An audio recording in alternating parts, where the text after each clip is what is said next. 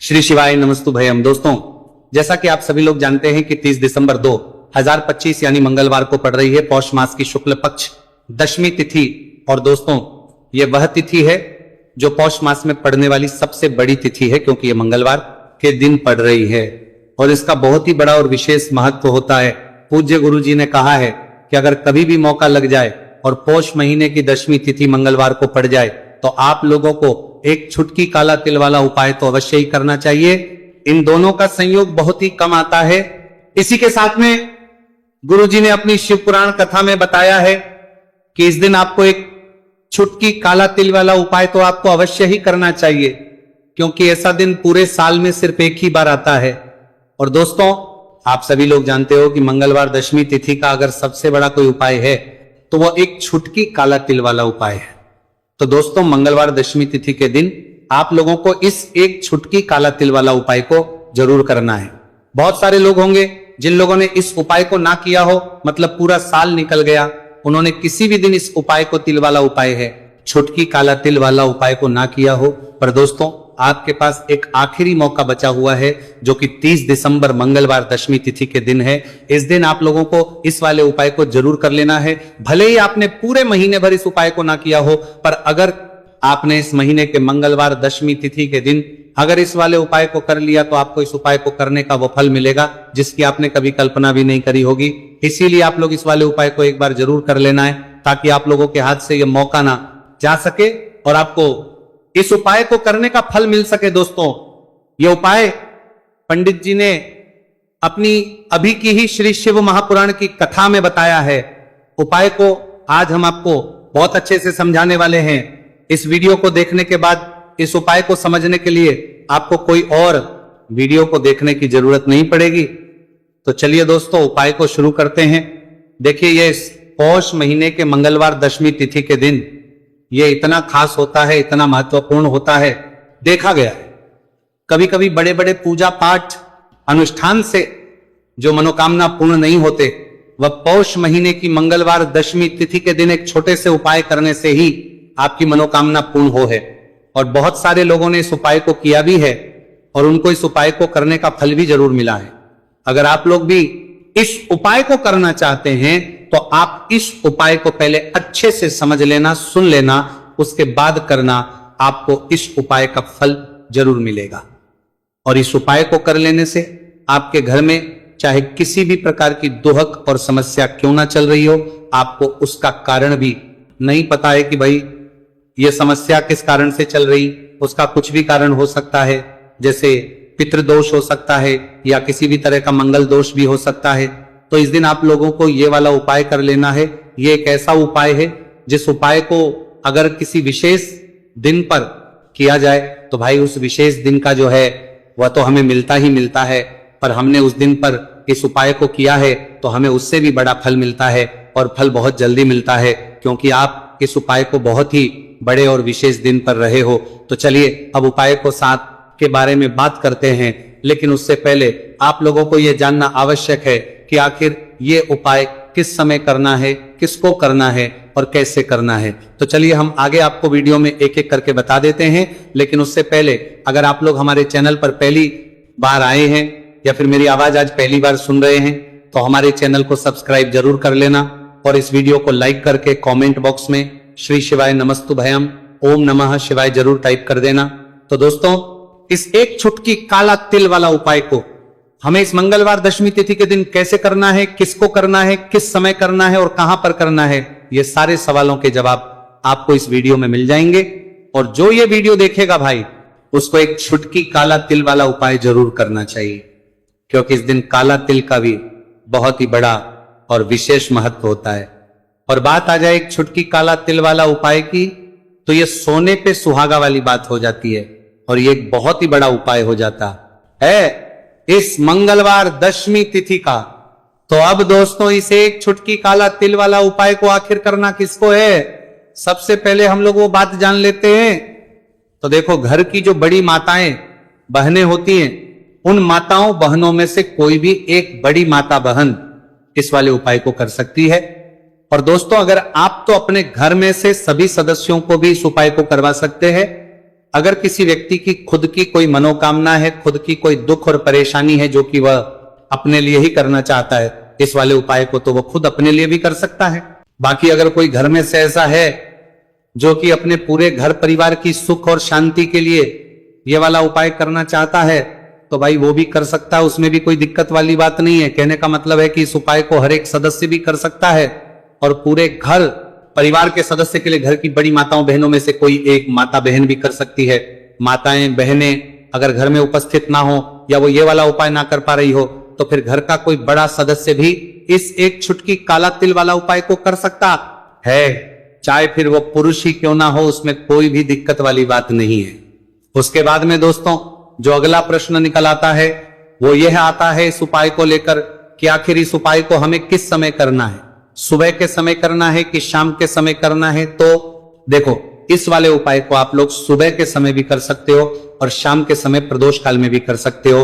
अब अगर आप पूछो कि भाई सबसे उत्तम समय कौन सा रहेगा इस एक छुटकी काला तिल वाला उपाय को करने का, तो हम आपसे बस यही कहेंगे कि इस उपाय को आप सुबह के समय करेंगे तो ज्यादा बेहतर होगा। बाकी अगर प्रदोष काल शाम के समय भी करेंगे तो भी अच्छा होगा, उसमें कोई भी दिक्कत वाली बात नहीं है। तो अब दोस्तों जो अगली सबसे बड़ी और महत्वपूर्ण बात आती है वो ये आती है कि सुबह अगर हम उपाय को करेंगे तो हमें कितने बजे से लेकर कितने बजे तक के बीच में करना है, और शाम के समय प्रदोष काल में करेंगे तो हमें कितने बजे से लेकर कितने बजे के बीच में करना है। तो देखो, सुबह जितनी जल्दी हो सके आप उपाय को करने की कोशिश करना कि अगर किसी कारणवश लेट भी हो जाओ, थोड़ी देर भी हो जाए तो 10 या 11 बजे तक भी आप उपाय कर लेना, पर 12 बजे से ज्यादा देरी ना हो, ठीक है, इस बात का ध्यान रखना।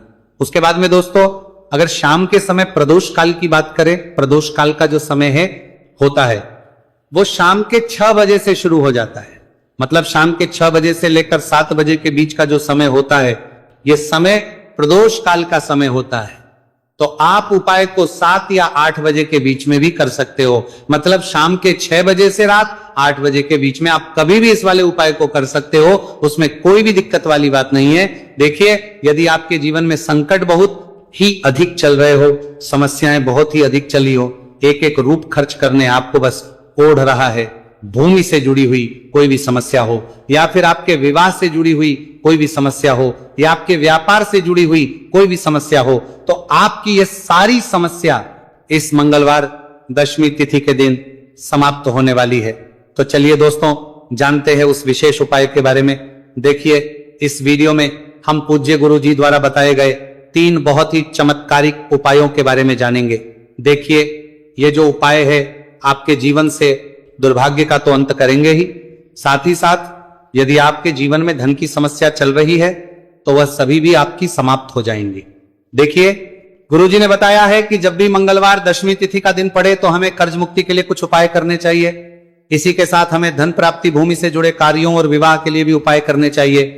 तो चलिए दोस्तों जानते हैं गुरुजी द्वारा बताए गए सबसे पहले उपाय के बारे में। देखिए, यह उपाय विशेषकर उन लोगों को करना है जिनकी भूमि से जुड़ी कोई भी समस्या चल रही हो, यानी कि उनकी भी जमीन से जुड़ी हुई समस्या चल रही है, यानी कि जो लोग मकान खरीदना चाहते हैं, या फिर उनका खेत से जुड़ा कोई भी केस चल रहा है, या फिर जिनके भी विवाह में विलंब हो रहा है, या फिर जिन भी लोगों के जीवन में कर्ज बहुत ही अधिक बढ़ने लगा है, कर्ज जो है वह चुका नहीं पा रहे हैं, तो गुरुजी ने कहा है कि ऐसे लोगों को यह उपाय करना चाहिए। देखिए, इस उपाय के लिए आपको थोड़े से काले तिल ले लेने हैं। देख, आपको मात्र एक चुटकी काले तिल ले लेने हैं। इसी के साथ में आपको थोड़ा सा शहद ले लेना है। फिर सबसे अंत में आपको एक लोटा शुद्ध जल ले लेना है। तांबे के पात्र के अंदर आपको अपने घर से शुद्ध जल ले लेना है और इन सभी सामग्रियों को आपको लेकर के पहुंच जाना है भगवान शिव के मंदिर में। देखिए, पूज्य गुरु जी ने बताया है कि इस उपाय को आप सुबह से लेकर के शाम तक किसी भी समय में कर सकते हैं। देखिए, मंदिर पहुंचने के आप जो काले तिल लेकर के गए थे उनमें आपको थोड़ा सा शहद लगा लेना है। देखिए, आप जो शहद लेकर के आए हैं उस शहद में आपको ये काले तिल अच्छे से डुबो देना है और शहद से युक्त ये जो काले तिल हैं इन्हें आपको शिवलिंग पर अर्पित कर देने हैं, या फिर आपको शिवलिंग के चारों तरफ अच्छे से काले तिल का लेपन कर देना है। पूज्य गुरु जी ने बताया है कि लेपन करते समय यदि आपके जीवन में कर्ज से जुड़ी समस्याएं चल रही हैं, लेपन करते समय आपको आर्यन मुक्तेश्वर महादेव का स्मरण करना है, या फिर आपके जीवन में विवाह से संबंधित या फिर जमीन से संबंधित कोई भी समस्या चल रही है, तो फिर आपको मंगलेश्वर महादेव का स्मरण करना है। इसके बाद जो आप जल लेकर के आए हैं उसे आपको धीरे धीरे शिवलिंग पर अर्पित कर देना है, तथा आपको लगातार शिव महापुराण के मूल मंत्र श्री शिवाय नमस्तु भयम इस मंत्र का जाप करते रहना है। पूज्य गुरुजी ने बताया है कि सिर्फ एक मंगलवार दशमी तिथि यह उपाय करके देखना और आप स्वयं देखेंगे कि 2 से 3 महीने के अंदर आपके जीवन से जुड़ी हुई जो भी समस्याएं हैं, बस सभी समस्या बहुत ही जल्द महादेव की कृपा से दूर होने लगेगी। तो दोस्तों, इस प्रकार से आपको ये पहला उपाय ना है। अब हम जानते हैं दूसरे विशेष उपाय के बारे में। देखिए, इस उपाय के लिए आपको एक प्यारी सी बेलपत्र ले लेनी है, इसी के साथ में एक लोटा शुद्ध जल लेना है तांबे के पात्र के अंदर, और इसी के साथ में आपको थोड़ा सा शहद ले लेना है। देखिए, मंगलवार का दिन है और मंगलवार दशमी तिथि के दिन यदि हम शहद का उपाय करते हैं तो इससे महादेव हमसे बहुत ही अधिक प्रसन्न होकर के हमारी मनोकामना को परिपूर्ण करते हैं।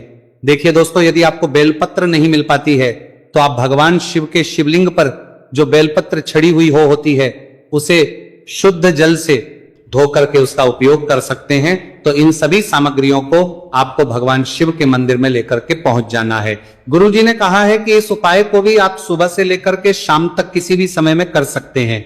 देखिए, मंदिर पहुंचने के बाद आपके पास जो एक बेलपत्र है और बेलपत्र की जो सबसे बड़ी वाली पत्ती होती है और उसकी जो चिकनी साइड होती है उस पर आपको अच्छे से शहद का लेपन कर देना है। यानी कि बेलपत्र की बड़ी वाली पत्ती पर, पूरी ही पत्ती पर अच्छे से शहद लगा देना है। अब देखिए, ये जो बेलपत्र है इसे आपको अपने सीधे हाथ की हथेली पर रखना है और आपके जो भी कार्य अटक रहे हैं, देखिए बहुत से लोग ऐसे होते हैं जो अपने नौकरी को प्राप्त करने के लिए सालों से तैयारी करते हैं लेकिन उनको नौकरी नहीं प्राप्त हो पाती है। बहुत से ऐसे लोग होते हैं जो बहुत ही मेहनत करते हैं, धन भक्ति के लिए बहुत अधिक प्रयास करते हैं, लेकिन फिर भी उनको धन प्राप्त नहीं हो पाता है। तो गुरुजी ने बताया है कि जब भी आपको अपने कार्यों में सफलता ना मिले तो फिर आपको मंगलवार के दिन इस उपाय को अवश्य करना चाहिए। देखिए, अब आपको जिस भी कार्य में सफलता प्राप्ति करनी है उस कार्य को सफल बनाने के लिए आपको महादेव से प्रार्थना कर लेनी है, और फिर ये जो एक बेलपत्र है इसे आपको भगवान शिव के शिवलिंग पर अर्पित कर देनी है।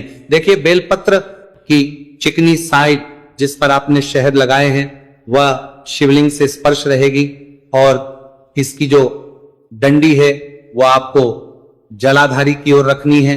इस प्रकार से आपको यह बेलपत्र अर्पित कर देनी है। अब देखिए, आप जो एक लोटा जल लेकर के आए हैं उसे आपको भगवान शिव के शिवलिंग पर धीरे धीरे अर्पित कर देना है। श्री शिवाय नमस्तु भयम इस मंत्र का जाप करते हुए देखिए, जैसे ही ये जल शिवलिंग से होकर के जलाधारी की ओर बह करके आएगा तो इसे आपको थोड़ा सा अपने सीधे हाथ की हथेली में झेल लेना है। इस जल को आपको अपनी दोनों आंखों पर लगा लेना है और इस जल का थोड़ा सा छिड़काव आपको अपने शरीर पर कर लेना है।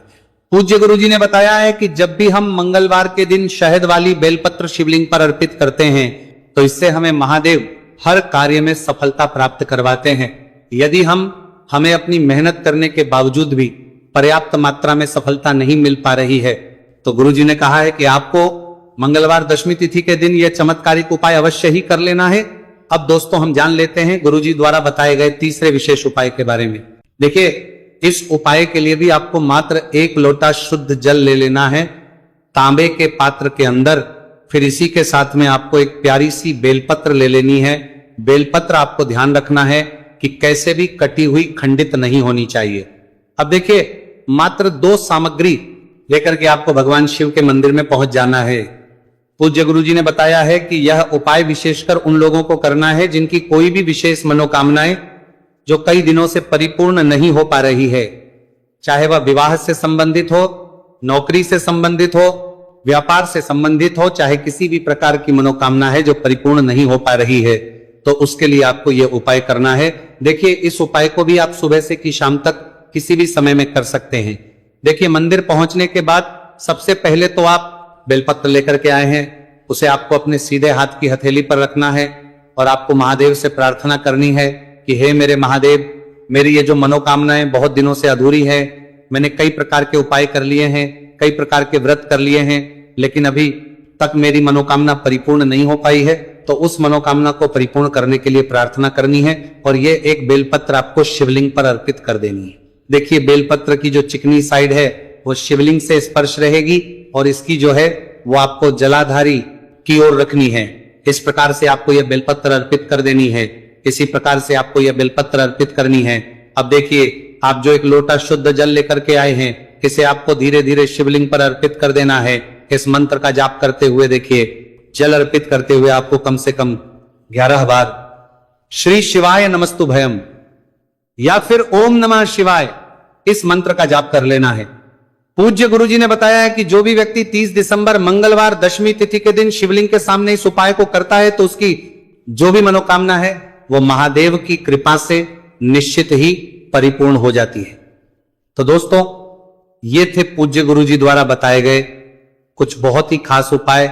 अगर आपको जानकारी अच्छी लगी हो तो वीडियो लाइक करिएगा। मिलते हैं फिर एक नए वीडियो के साथ। श्री शिवाय नमस्तु भयम।